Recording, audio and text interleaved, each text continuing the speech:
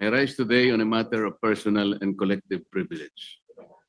Last Sunday, September 28, Senator Panfilo Lacson revealed that almost all senators in the 19th Congress inserted at least 100 billion worth of items in the 2025 GAA, citing that he had gathered documents showing that those were individual insertions. He said that such insertions could threaten the economy. Sinabi pa po niya, Mr. President, sa budget deliberation, pwede kong tanungin ito bakit pinayagan ito. Ang pagbusisi, lalo sa plenary, gusto kong malaman ilan ang isiningit na insertion, ang nag-release at paano na-implement. Mr. President, when former DPWH Undersecretary Cabral, as disclosed by Senator Lacson, offered insertions in the 2026 budget to the Senate President, Senator Soto boldly refused, invoking transparency and good governance. At that time, he appeared to draw a moral line that insertions were wrong. Does this mean that the Senate President never had budget insertions during all the time he served as Senator of the Republic and as Senate President for almost 5 years? Yet when it was revealed that 100 billion worth of insertions actually found their way into the 2025 budget through the Senate itself, the Senate President shifted tone and justified them as part of the regular budget process. At the start of the plenary session last Monday, he even said, and I quote, "Amendments, insertions, or whatever you want to call it, whether individual or institutional, are part of the regular budget process.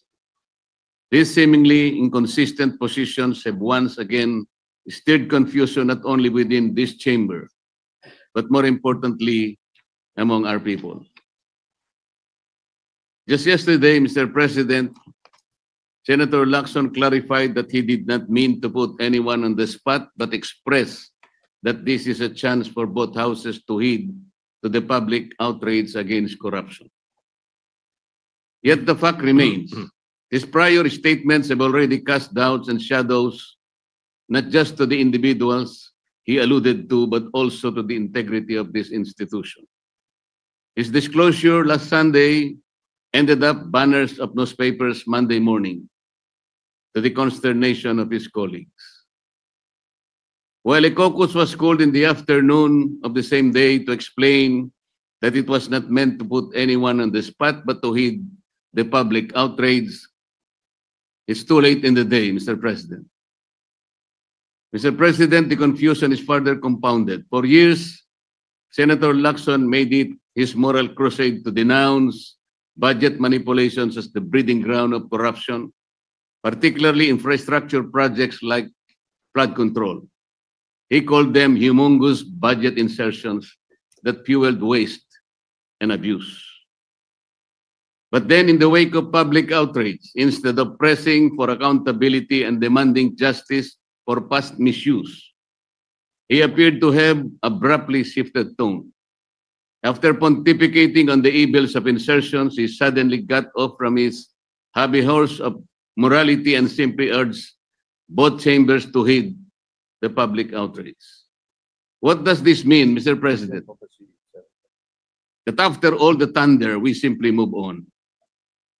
This inconsistency, first condemning insertions as corrupt, then quietly moving on without demanding redress, only deepens public distrust.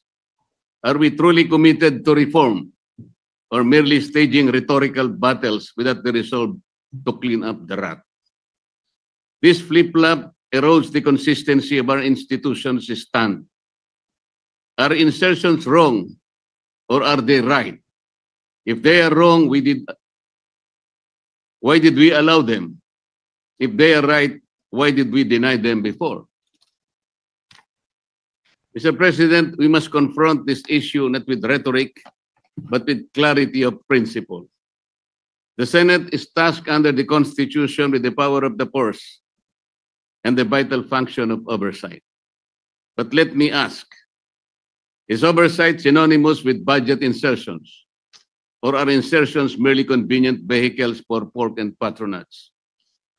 Without a clear framework, we risk reducing this chamber to nothing more than a rubber stamp of the powers that be, thereby undermining the checks and balances carefully designed by the framers of our Constitution. The so-called flood control scandal illustrates the urgency of this clarification, Mr. President. For years, billions of pesos were poured into flood control projects. Yet today, every typhoon, every monsoon rain still brings massive flooding to our communities. Where did the money go? Were the projects properly planned and implemented, or were they merely vehicles for lump sum appropriations and political accommodations? If Senate oversight means anything, it must mean exposing these abuses. But if oversight is confused with insertions, then the Senate itself becomes complicit. Instead of protecting the people from waste and corruption, we risk becoming enablers of it. This is why the rules must be clarified so that oversight is exercised as a constitutional duty, not as a bargaining chip for the insertions hidden in the budget.